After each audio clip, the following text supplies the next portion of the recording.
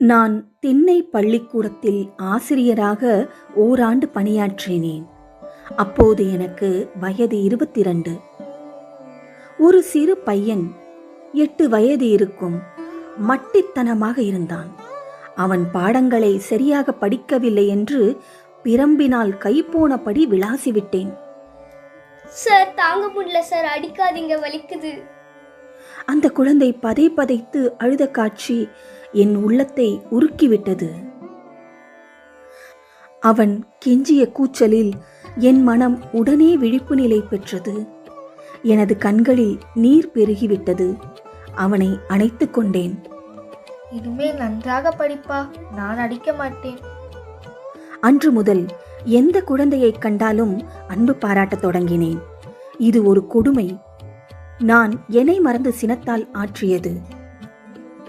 தவறு செய்தல் எல்லோருக்கும் இயல்புதான். சிந்தனை ஆற்றல் இல்லாதவர்கள் அந்த தவறுகளை பெருக்கிக் கொண்டே போவார்கள்.